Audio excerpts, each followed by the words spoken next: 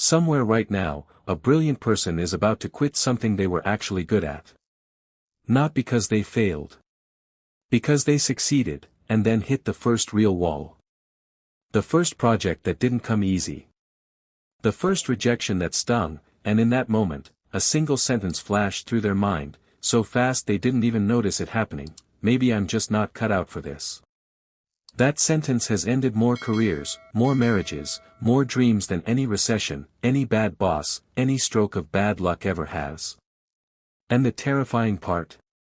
Most people never find out it was a lie. They just quietly rewrite their whole identity around it, and spend the next 20 years avoiding anything that might expose them again. In 1998, a Stanford psychologist named Carol Dweck ran an experiment on hundreds of children that would go on to explain almost everything about why some people rise after failure, and others shatter. She wasn't studying intelligence. She was studying what people believe about intelligence, and what she found didn't just change psychology. It quietly rewired how the most successful entrepreneurs, athletes, and leaders on earth think about themselves. Most people fail not because they lack talent, resources, or luck. They fail because of a hidden belief system running silently in the background of their mind, one they never chose and rarely question, that decides in advance how far they're allowed to go. Today, we're going inside that belief system. The book is called Mindset, written by Dr. Carol Dweck, and its promise is almost embarrassingly simple: the single greatest predictor of your success in life is not your IQ, your talent, or your family's bank account. It's whether you believe your abilities are fixed, or capable of growth. That's it, that's the whole earthquake. But simple doesn't mean small. This idea became one of the most influential psychological discoveries of the last 50 years because it explains something that had puzzled researchers for decades: why do some enormously gifted people plateau early and burn out, while other, less naturally talented, people keep climbing for an entire lifetime? Why do some marriages deepen with conflict while others are destroyed by the very first real argument? Why do some companies reinvent themselves for 100 years, while others, run by supposed geniuses, collapse in a single decade? Dweck's answer became required reading in Fortune 500 boardrooms, Olympic training centers, and the world's top business schools, not because it was clever, but because it was testable, repeatable, and true. It works on children, it works on Olympic athletes, it works on Wall Street, and by the end of this video it is going to work on you. Here's the transformation waiting for you on the other side of this: you are going to stop asking, "Am I good enough?" and start asking a completely different, far more powerful question. And once you ask that question instead, failure stops being a verdict on who you are, and starts being something else entirely. Something almost useful. But to get there, we need to start with the invisible prison most people are already living inside, without ever knowing they built the walls themselves. Lesson 1. The prison you don't know you're in. Picture two people receiving the exact same piece of harsh feedback from a boss. One of them walks away thinking, "I clearly need to work on this." The other walks away thinking, "I clearly am not good at this job." Same sentence. Same tone of voice. Two completely different lives about to unfold from it. The first person will improve. The second person will start looking for an exit, quietly building a case in their own head for why this job, this relationship, this opportunity was never right for them in the first place. The hidden cause isn't confidence. It isn't even resilience, not really. It's a belief operating so far beneath the surface that most people mistake it for simple reality. Dweck calls it your mindset, and she found there are only two, sitting at opposite ends of every decision you'll ever make. A fixed mindset believes your intelligence, your talent, your personality, your worth, are basically fixed traits. You either have it, or you don't. Every challenge becomes a test of whether you have it. Every failure becomes proof that you don't. A growth mindset believes those same qualities are starting points, not final scores. Talent is just where you begin, not where you're capped. Every challenge becomes a chance to develop. Every failure becomes information. Here's what makes this so dangerous: almost nobody consciously decides which one they have. It gets built silently, usually in childhood, through the tiniest interactions, a teacher's comment, a parent's praise, a coach's disappointed sigh, and by adulthood it feels less like a belief and more like an unquestionable fact about who you are. You don't think, I have a fixed mindset. You just think, I've just never been a numbers person, and never noticed that sentence is a decision disguised as a description. And here's the part that should genuinely unsettle you: this isn't a personality trait, like being introverted or extroverted, something baked into you that stays constant everywhere you go.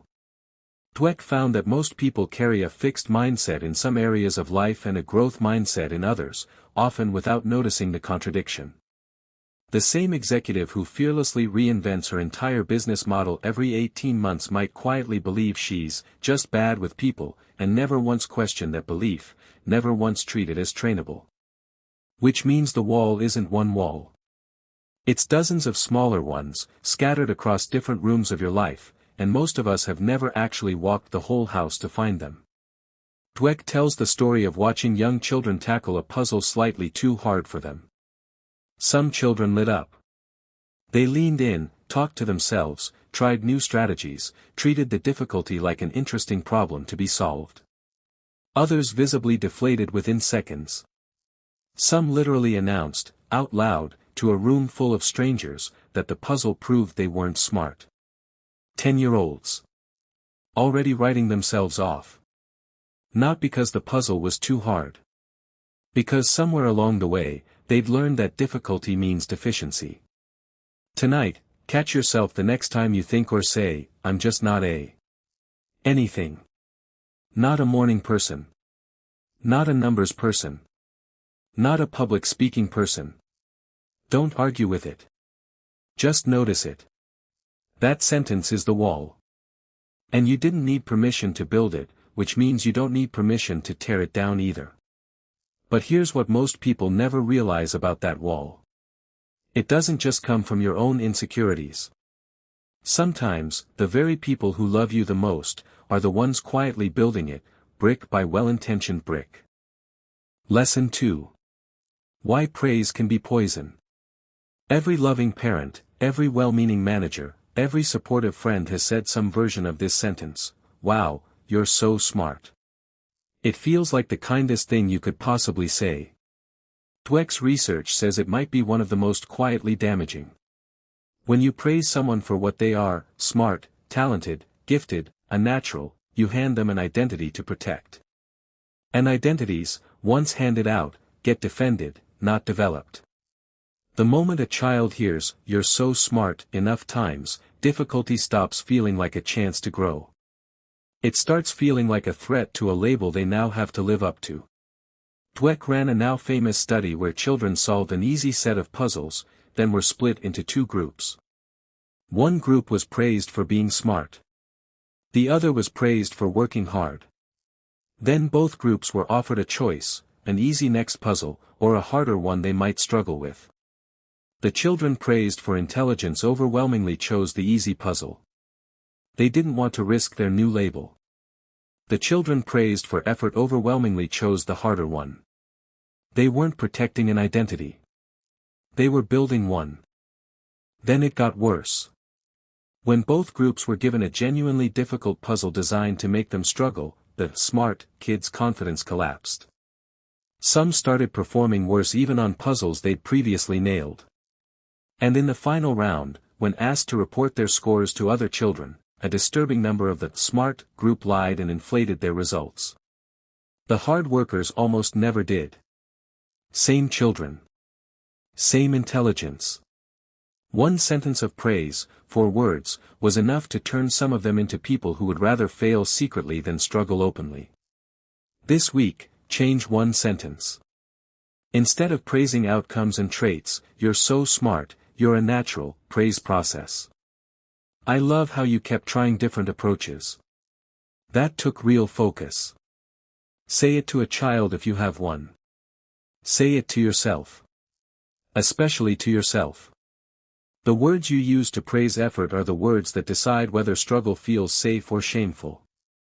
And if you think this pattern only shows up in classrooms and living rooms, wait until you see what it does on the biggest stages in the world, in front of millions of people, when there's absolutely nowhere left to hide.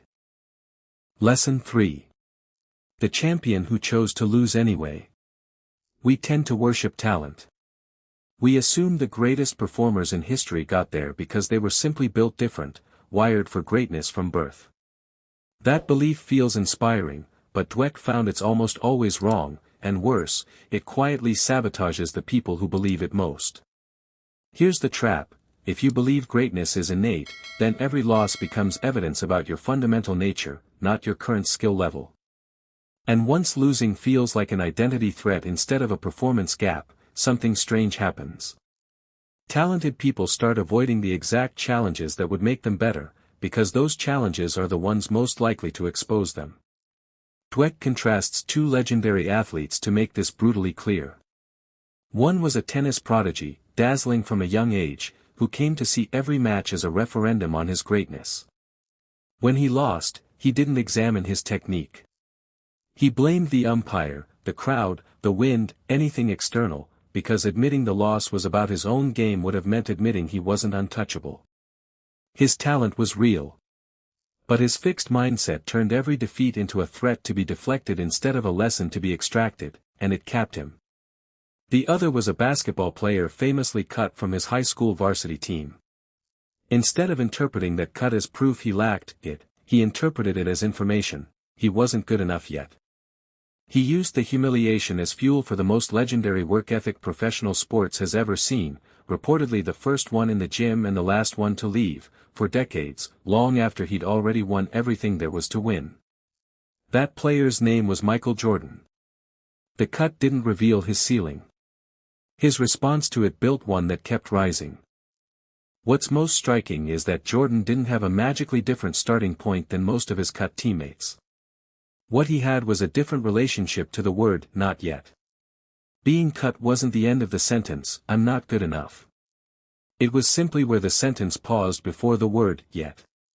Compare that to the tennis prodigy, who by every measurable standard had more raw gift in his little finger than most players develop in a lifetime. He won early, won often, and was told, again and again, that he was simply built for this. So when the losses eventually came, and they always eventually come, he had no framework for absorbing them except as proof that the label was wrong all along. Two men, similar levels of jaw-dropping natural ability. One treated his gift as a floor to build on. The other treated it as a ceiling to defend. Only one of them is still remembered as the greatest to ever play his sport. Think of one skill you quietly gave up on because you weren't naturally good at it early. Writing, a language, public speaking, running. Pick it back up this month, but with new rules. Judge yourself only on whether you're doing something slightly harder than last time, never on whether you're already good. But this isn't just an athlete's problem, or a student's problem. It shows up in something far more universal, and far more damaging when it goes unnoticed: the way we run our businesses, and the way we lead the people who trust us. Lesson 4. The boardroom ego trap. Some of the most catastrophic business collapses in modern history weren't caused by bad ideas or bad markets. They were caused by brilliant leaders who could not tolerate being wrong. A fixed mindset doesn't just affect how you see yourself. It reshapes how an entire organization behaves under you. When a leader's self-worth is tied to always being the smartest person in the room, bad news stops traveling upward. Employees learn, quickly and instinctively, that pointing out a flaw in the leader's plan is career-limiting. So they stop pointing it out. The company keeps sailing confidently, directly toward the iceberg everyone below deck already saw coming. Dweck studied CEOs across major companies and found a striking pattern. Fixed mindset leaders tended to surround themselves with people who made them look good rather than people who made the company better. They took credit loudly and distributed blame quietly. They treated any challenge to their strategy as a challenge to their identity, and punished it accordingly, sometimes without even realizing they were doing it. Growth mindset leaders did something almost boringly different: they asked more questions than they answered. They rewarded people for surfacing problems, not hiding them. And when their strategy failed, they treated the failure as data about the market, not a verdict on their genius. That single difference in temperament, not intelligence, not vision, was often the deciding factor in whether a company adapted and survived, or calcified and collapsed. It's worth sitting with how counterintuitive this is. We tend to assume the most confident-sounding leader in the room must also be the most capable one. Dweck's research suggests almost the opposite. The leaders who lasted decades, who steered their companies through multiple painful reinventions instead of one glorious run followed by a quiet decline, were disproportionately the ones comfortable saying, "I don't know," out loud, in front of their own employees, without flinching. Certainty, it turns out, is often just fear wearing a confident voice. One of the most chilling examples Dweck points to is a company culture built almost entirely around the belief that its people were simply the smartest guys in the room. That belief became the whole identity of the organization. Questioning a strategy wasn't seen as diligence, it was seen as an admission that you weren't smart enough to see why it obviously worked. Internal dissent got quietly punished long before external collapse became visible. By the time the outside world found out something was catastrophically wrong, the culture had spent years training its own people not to say so. If you lead anyone, even a team of one, ask yourself this week, does bad news reach me quickly, or does it arrive late, softened, and already partially covered up? If it's the second one, the problem probably isn't your team's honesty. It's what you've unintentionally taught them happens to honesty when it reaches you. But this pattern doesn't stop at the office door. It follows us home, into the relationships we say matter more than anything else, and it quietly convinces us that love, real love, shouldn't require any work at all. Lesson 5. Love isn't supposed to be effortless. There's a romantic myth so deeply embedded in our culture that most people never think to question it. If it's real love, it should just work, effortlessly, without friction, like finding a missing puzzle piece. And so the moment a relationship requires actual effort, communication, repair, forgiveness, a quiet, dangerous thought creeps in, maybe this just isn't the right person. That thought is fixed mindset thinking wearing a romantic disguise. It assumes compatibility is something you either have or don't, a fixed trait of the relationship itself, rather than something two people actively build, argument by argument, repair by repair, for as long as the relationship lasts. Dweck found that couples with a growth mindset about relationships don't necessarily fight less. They actually often fight just as much, sometimes more, because they're not afraid of conflict revealing some fatal, unfixable flaw.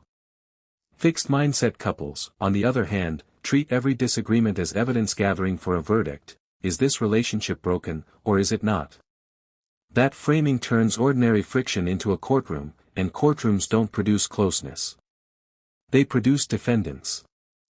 Dweck describes partners in fixed mindset relationships who, after a fight, aren't trying to understand each other. They're building a case. They mentally catalog their partner's flaws as proof of fundamental incompatibility, as if a difficult conversation is a crack revealing what was always secretly wrong with the foundation. Growth mindset partners have the same difficult conversation and walk away from it asking an entirely different question, okay, so what did we just learn about each other, and what do we adjust? Same argument. Same words, almost. Two entirely different relationships being built from it. Next disagreement with someone you love, notice which question is running in your head. Is it, what does this prove about us? Or is it, what does this teach us? You can't always choose your feelings in the heat of the moment. But you can choose which question you let drive afterward. We've looked at how this belief shapes children, athletes, leaders, and lovers. But there's one place this mindset does its quietest, most constant work, somewhere you visit thousands of times a day without ever noticing you're there. Lesson 6. Rewriting the voice in your head.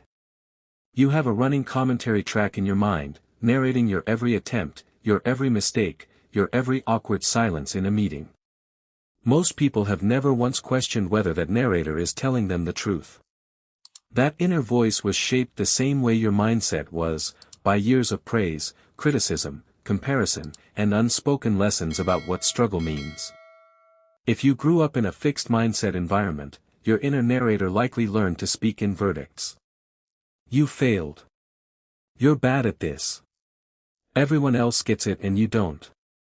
If you grew up in, or built, a growth mindset environment, your narrator learned to speak in progress reports instead. That didn't work. Try the next approach.